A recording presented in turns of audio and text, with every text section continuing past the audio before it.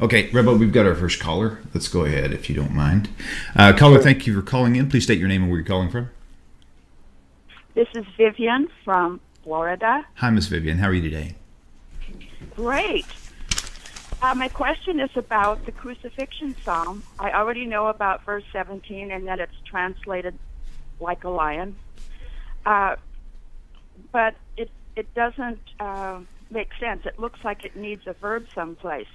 For dogs have surrounded me, a band of evildoers has encompassed me like a lion, my hands and feet. It grammatically, like it needs a verb someplace. Did they mean that it's like a pack of lions? And then the other thing, when I read the Crucifixion Psalm, it was very easy for the Christians to repurpose it to support Jesus' crucifixion. I'm wondering if we know it's David, but is there some way? And then my brother said the other night that David was very unpopular. Is there some way that we could see this all in context, what David's talking about here, so that verse 17 makes a lot of sense from the Jewish point of view? Wonderful. Rabbi, you got it? I think some explanation is necessary. Obviously, well, the Pope, who watches my show regularly, he might know what this is referring to, but most people might not. So Psalm 22 contains in it a number of passages that the church has used and then applied to Jesus, as though it's a prophecy about Jesus. Now, as it turns out, the chapter is in the first person. King David, the author, is speaking about himself. But the most egregious... Now, I'm going to get to a second question in a moment, but the most egregious manipulation of this text, it's so... Now, one point is, it's so crazy that the New Testament doesn't even quote it. That means whoever did this is like textual forensics. Whoever did this did it after the New Testament, the Christian canon, was completed. And you won't find it anywhere until you go to the 2nd century, and then church fathers did this. This wasn't, because it's not quoted. But in Psalm 22, verse 17, in a Hebrew Bible, now just a warning here, in a Christian Bible, it's verse 16. You're going, well, how is that? Well, it's not really germane to this show, but the Jewish and Christian Bibles don't number the verses the same way on some occasions. Most we are the same, but I'm not going to go into why. But the opening passage of many of the Psalms, Christian Bibles do not give it a verse number, so they start counting one verse later. So just take my word for it. Psalm 22, verse 17 in a Jewish Bible is Psalm 22, verse 16. And the verse ends, Ko'ari yodai v'raglai, which means, like a lion, they're at my hands and my feet. If you open this up in a King James Bible or a New American Standard, it's not going to say that. It's going to say, they pierced my hands and my feet. Whoa, that sounds very Christological. So if you open a King James Bible, the last words of Psalm 22, verse 16 will be, they pierced my hands and my feet. Okay? Well, that definitely sounds like a crucifixion, right? It's hard to imagine that anything else. But if you open up the Hebrew, the key word, the most striking word, the most unambiguous Christological word in all that, pierced, doesn't appear there. In the Hebrew, it simply says, Ko'ari yodai v'raglai. An ari is a lion. The prefix, the kaf in the beginning, means like. So it's like the lion, they're at my hands and my feet. So what the church did was, again, not the New Testament authors. This is after the canon was closed on the Christian Bible.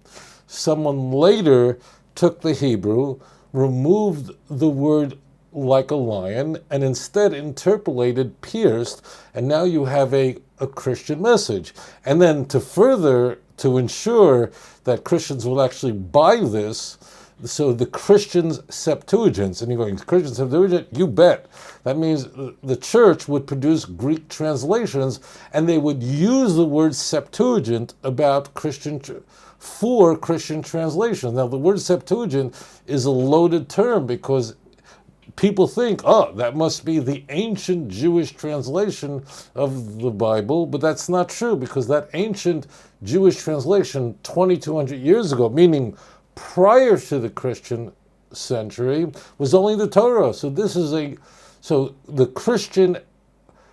Christian Greek translations of the Jewish Bible were altered in order so that they would comport with a Christological reading, okay?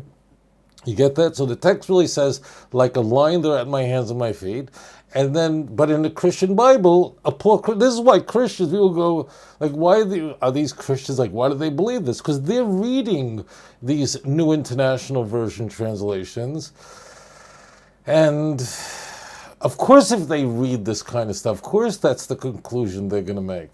I mean, you can't blame them. These Christians are good people. They're just being loaded with this misinformation. It's the same reason why in North Korea everybody like claps for their their leader and his dead father. It's like a theocracy based on a dead guy. But anyway, why are they so enthusiastic? Because if you're in North Korea, the only information you have is North Korean news, and you have that crazy lady screaming. Well, that's exactly what Christians are subject to, but they don't know it. Now, the person who calls, that's delicious. She asks the question, where's the verb? Are, where is it? So, it's beautiful. I waited 35 years for someone to ask that question. So, the answer is that we're going from English is an Indo-European language, and Hebrew is a Semitic language. That is not like going from English to French. That's going to two different families of languages that have nothing in common. Structure in every way, wildly, just completely a whole new ballgame. In the Hebrew language, there is no such verb as a verb being, like you have is and are. It doesn't exist in Hebrew, and that's why it isn't there. So there is no is in Hebrew. There's no are in Hebrew. That verb doesn't exist in the Hebrew language. That's why it ain't there. So that wraps that up. I have a chapter on that in volume 2, but no one ever asked that question. That's a great question.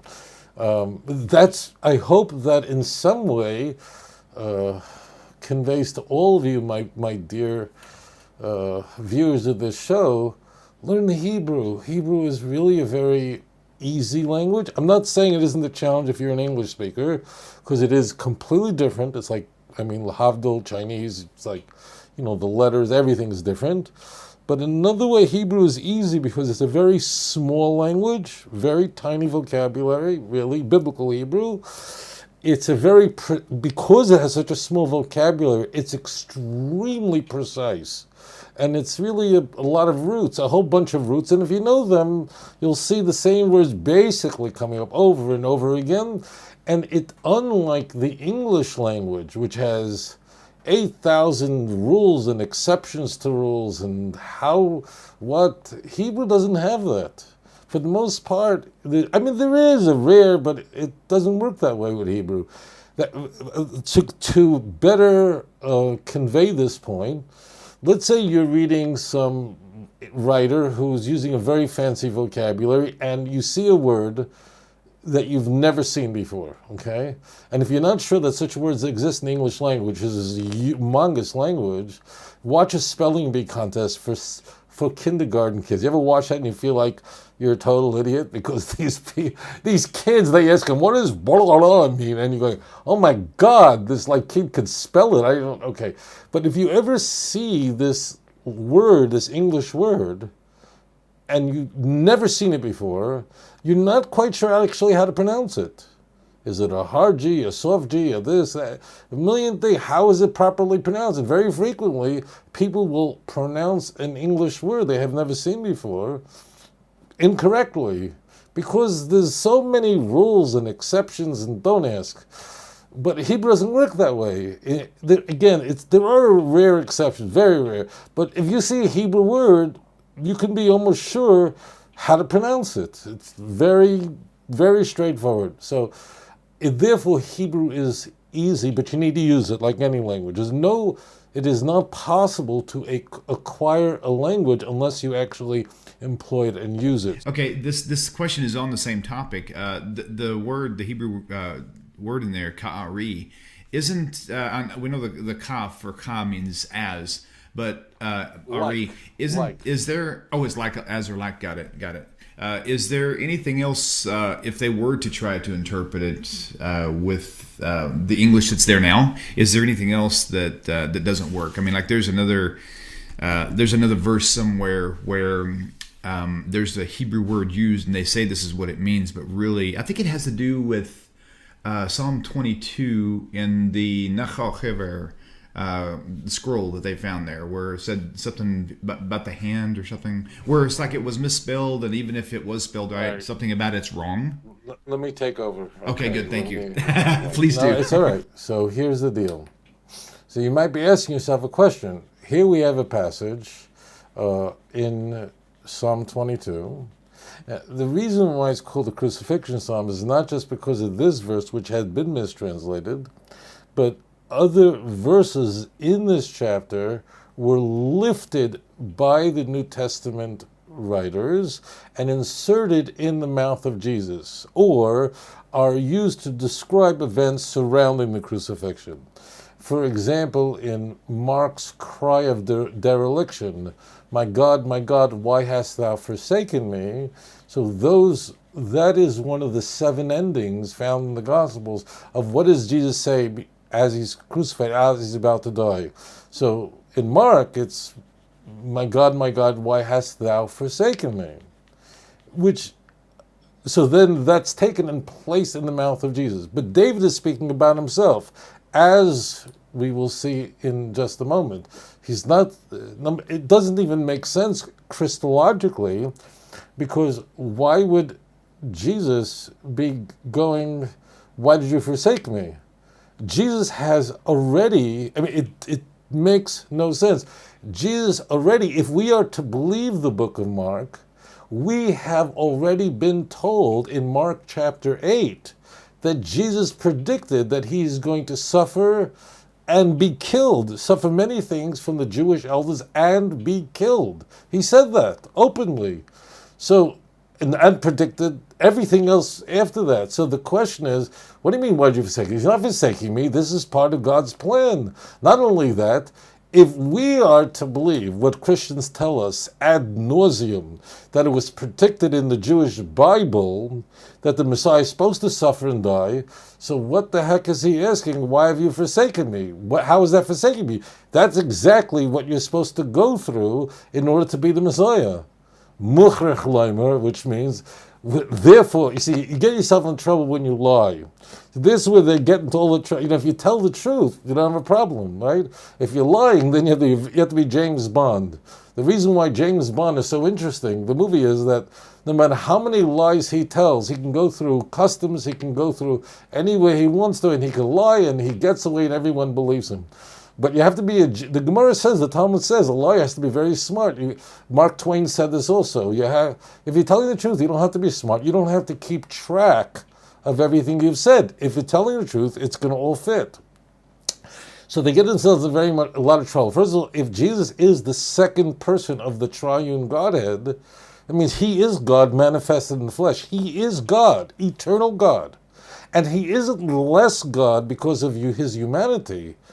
And the church doesn't say that he's 50% God and 50% human. He's 100% divine and 100% human. This is very important of what the Nicene Creed is that was essentially hammered out in Nicaea in 325. So who is he talking to? Who is he complaining to? Why is he complaining? This is exactly what you're supposed to do. It makes no sense at all. Now, in truth, the author of Mark, we don't know who wrote it. It's written anonymously. I know I didn't get to your question yet, but I just want everyone to understand this. is presenting an adoptionist Christology, which means that Mark wouldn't know what the Trinity was if it hit him over the head. Whoever wrote the earliest of the four Gospels, which was written somewhere about the year 70, around the time of the destruction of the Second Temple, although it's not listed first in a Christian Bible, because a Christian Bible follows the order of books that ultimately was forged, that Augustine ultimately put down, that we're going to start with Matthew. We're not going to go why, that's not germane to this program either. But the key point is that Mark is earliest. Mark is adoptionist. What does adoptionist mean?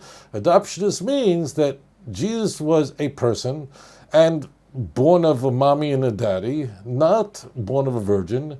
And that's why we are introduced to Jesus in the book of Mark, not at his birth, conception, nothing like that, but at his baptism. So in the adoptionist viewpoint is that Jesus was a very righteous, great person, and God adopted him, chose him as his son, and he is informed of this in the baptism, which we find in the opening passages of the book of Mark immediately after the incipit.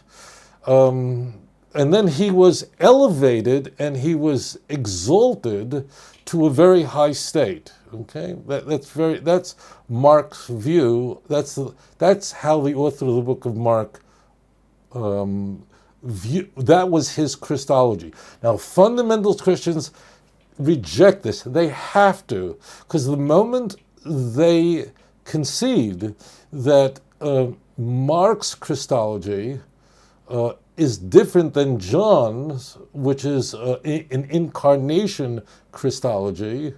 He had an incarnation theology, which means Jesus was before, came down. He went. So then the New Testament is not the Word of God. Okay, we have two completely different views of Jesus and how he became the Son of God, if he ever became anything. Okay, but I don't want to go too far amiss. So therefore, going back to Mark's passion narrative. Mark's passion narrative is huge. Mark's passion. Many New Testament scholars refer to the book of Mark as one big passion narrative, with a long introduction. The whole last third of the book of Mark is the passion narrative. So it doesn't make sense. Why is he crying?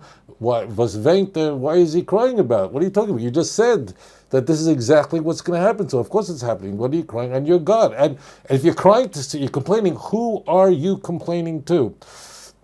Not only that, it goes further, because if you go to Psalm 22 in the very beginning, you'll see that King David is crying and really saying, bewildered why God is not there for him, because he says, I'm paraphrasing it, but please read it for yourself. In the opening of Psalm 22, the writer, David, he's speaking first person. He's not saying there will be a Messiah or there'll be someone in the future who will do this. He says about himself that you listened to my ancestors when they cried out to you. Why don't you listen to me? That's a paraphrase. Why is Jesus complaining to God? Who is he complaining to? And why would he complain? We're told by Jews for Jesus from morning till night, the Messiah was always supposed to die and suffer his sins, and the Jews hid this. We hid Isaiah 53. Nonsense. Of course, it doesn't fit it into the New Testament narrative. Now let's go to your point, okay, to your question. So, many people watching this broadcast right now may be wondering, do Christians have any response to any of this? The Christians, let me just one part of this. The Christians have a response to the point that the Hebrew in Psalm 22:17, and again, reminder, in a Christian Bible, it's verse 16, but the Hebrew, of course, is 17, ends with the words ko'ari. Now, this is a real easy word. Ari is a lion. Ko'ari means like a lion. This word also appears many times in the Jewish Bible. For example, in Isaiah 38:13, when Hezekiah is praying to God as God is healing him, he says, please look it up for yourself. And if you can't read Hebrew, it's no excuse, because you can go online, look at Isaiah 38:13, and it says, Shivisi ad boker, the fourth word, Ko'ari. Look at the shapes of the letters, same word, exact same word. And then go to Psalm 22, verse 17 in the Hebrew Bible, and just put it online, and you'll see it's the exact same word. But in Isaiah 38:13, it has no Christological import. So the church doesn't change it. And the King James and all the other Christian Bibles correctly translate that exact same word like a lion. Only Psalm 22 pierced. The word Ari means a lion. I want to give all the information. King David is using the animal motif constantly.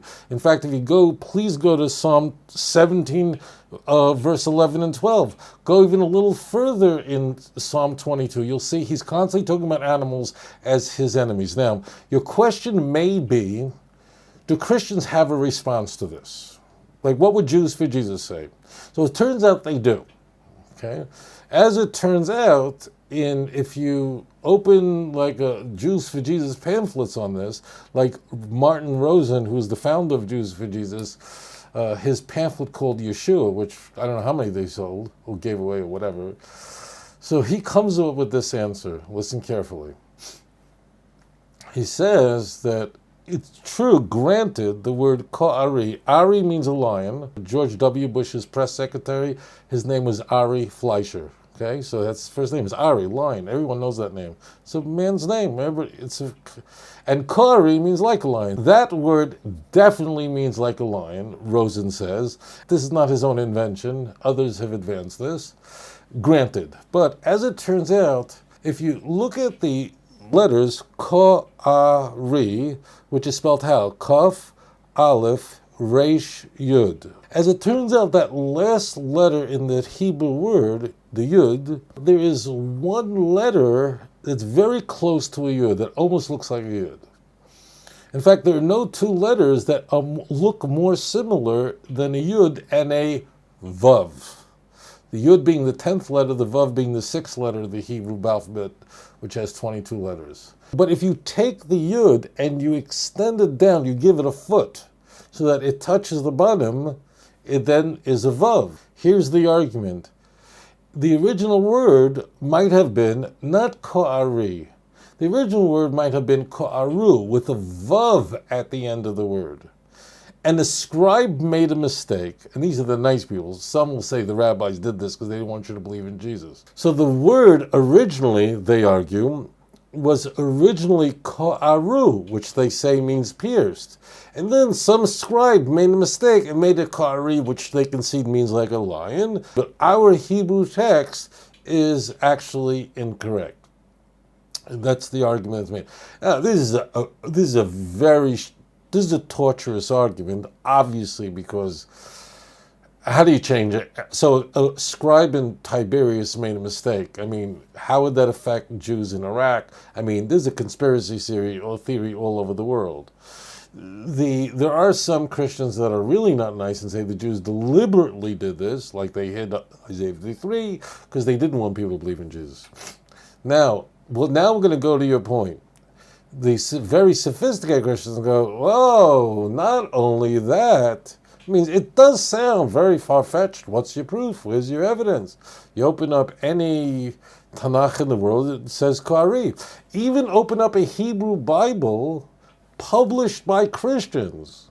You can go like an interlinear Bible put out by Zondervan, Kohlenberger, it says Ko'ari. So, with a Yud. Yeah, so they'll put a Ko'ari there. They say it our way, not their way. Where did you come up with that? Say, we have proof. Why?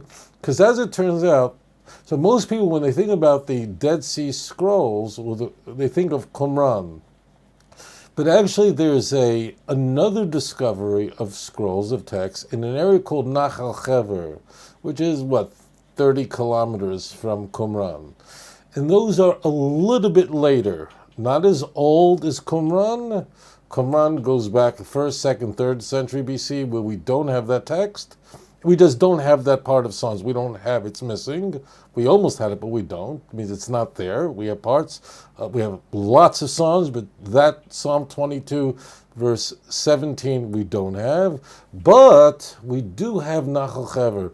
And to date Nachal Chever, so Nachal Chever is somewhere before, before the Bar Kokhba revolt, somewhere in the 2nd century. So it's still very ancient. And lo and behold, if you open up fragment number, so it's fragment number, fragment number is HEV, I believe 5/6, column 7, fragment 9. I may have got that off. I covered this in volume 2, but I believe that's the exact location. And lo and behold, if you look at the text from Nachal Chever, you will find that it looks like it might be actually a Vav there. Okay, so here we have, this is not as old as Qumran Dead Sea Scroll text, but it's still very ancient. Still, let's say 1800, 1900 years old. It's not 2200, but it's still very ancient. And it is, now, something about Nachal Chever, these texts, these are not as well defined as some of the exquisite texts of the Dead Sea. They're not as well written. I don't blame these scribes, because God only knows they're writing in the middle of a desert in the hot with no air conditioner, so people make mistakes. But so it's not clear. If you look at it, remember, Yud is like this and a Vav is like this, and it's like, I don't know.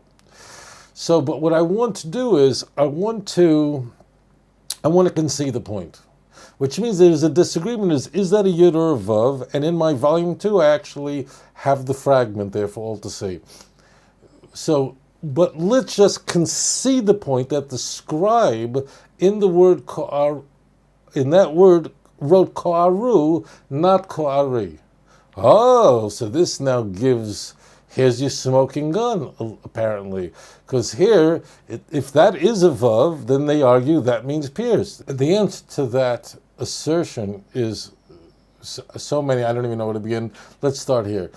It presupposes, and people fall for this because it sounds, they say it with such certainty, ko'aru means pierced, and the answer is ko'aru doesn't mean pierced. There's a word, as it turns out, the word kaf aleph resh vav means nothing. It's absolutely gibberish. There is no such word. You can't have such a root with an aleph in it.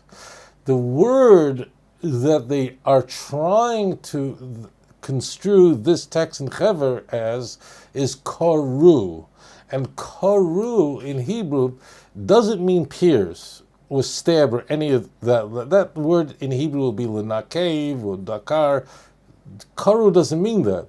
Koru means to excavate, to lower, to open. King David asked God to open his ears. It doesn't mean to stab with a knife. King David didn't ask in Psalm 40, stab my ears. So there is no such word. This is object. This is complete nonsense. So the first thing is, they say ko'aru means pierced. It's a lie.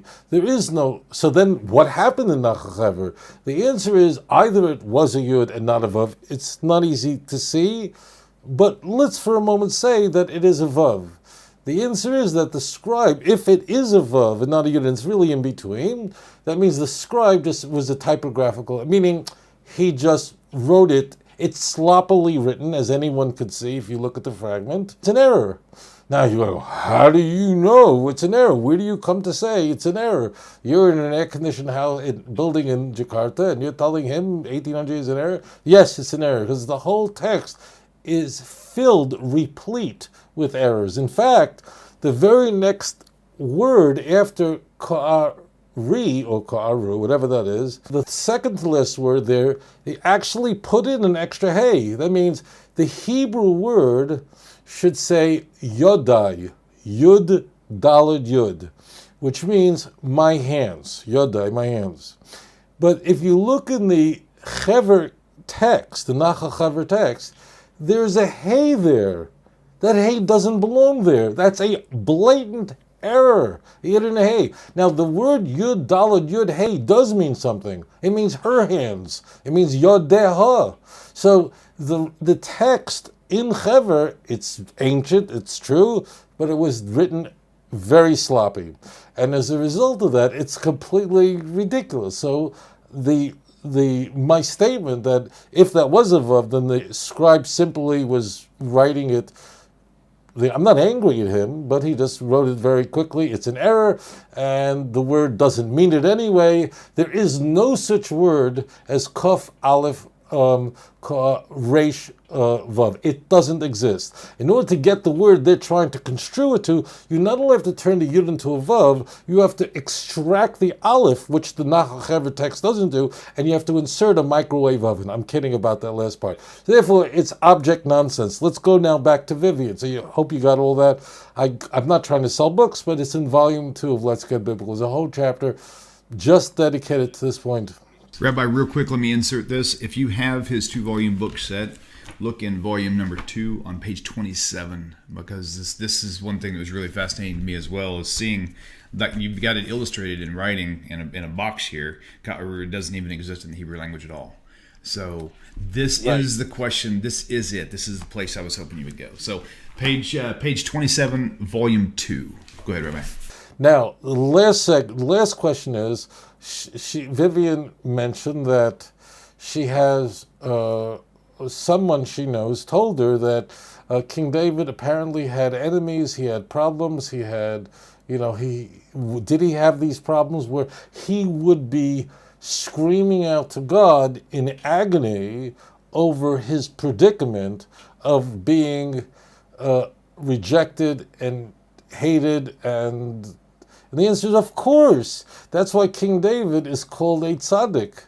That's because he had been betrayed in his life. It means, why would King David even write the book of Psalms? Like, God couldn't come up with anybody else?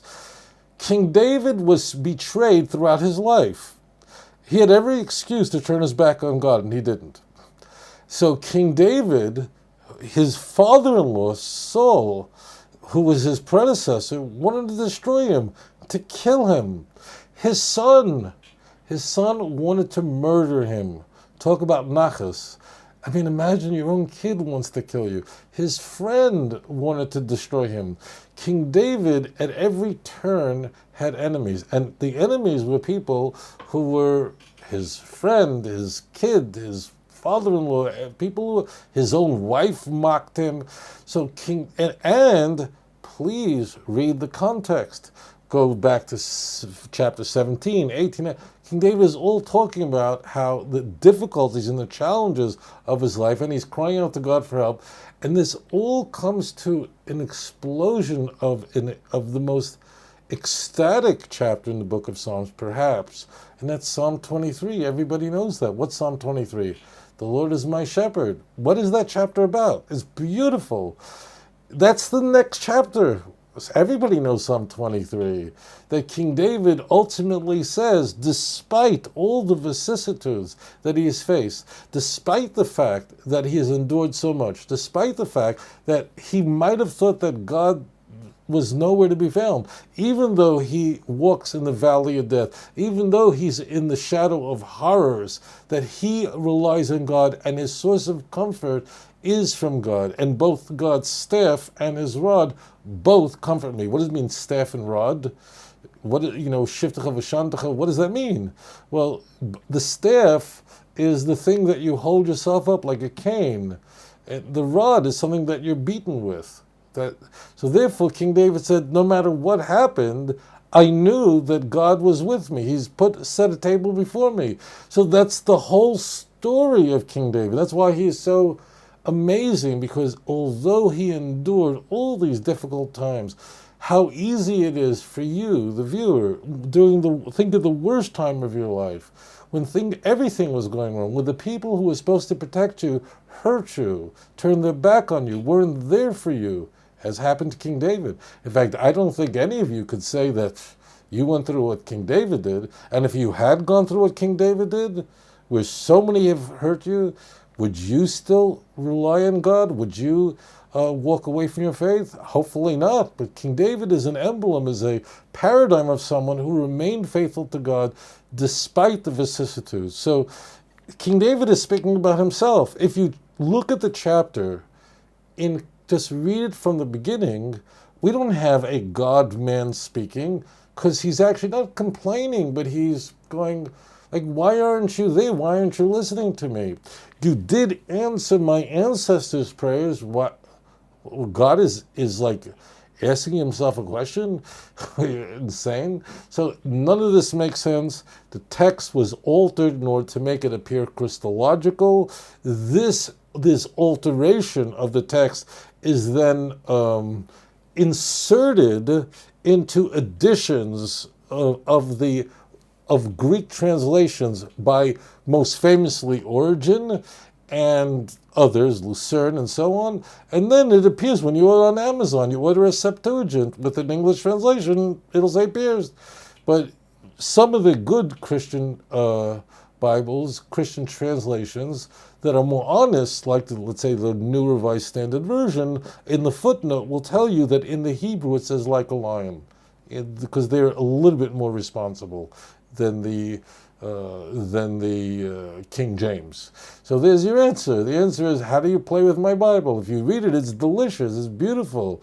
It lifts you up. It says, oh, if King David endured things that I would never even dream of, and he remained strong with God, and he would merit to have his great-great-grandson to be the Mashiach, how much more so me? I never went through that. I've had tough times, but not like David. So I too am going to rely on God and put my trust in him and his word rather than a text that had been altered by the church.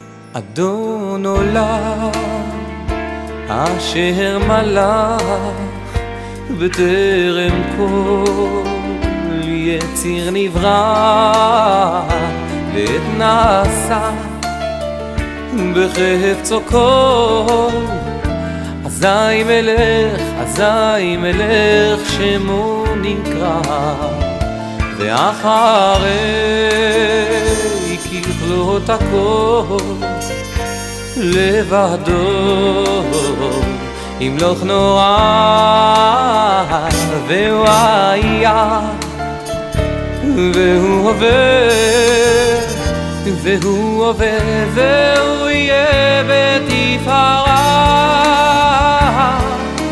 אדון עולם אשר מלך בטרם כל יציר נברא לעת נשא בחפץ הכל אזי מלך שמו נקרא ואחרי ככלות הכל לבדו ימלוך נורא והוא היה והוא עובר והוא יהיה בתפארה אדון עולם אשר מלך בטרם כל יציר נברא לעת נשא בחפץ הכל אזי מלך שמו נקרא ואחרי ככלות הכל לבדו ימלוך נורא והוא היה והוא עובר בתפארה והוא עובר והוא יהיה בתפארה אדון עולם אשר מלך בטרם כל יציר נברא לעת נעשה בחפצו כל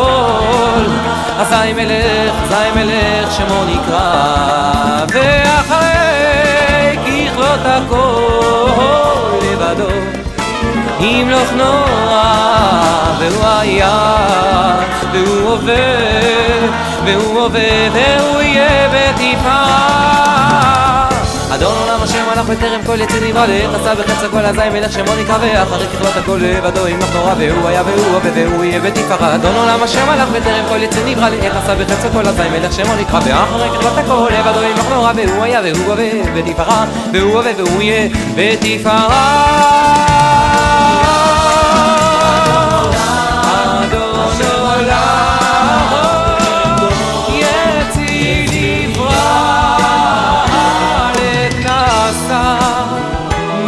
בחפצו כל אזי מלך שמו נקרא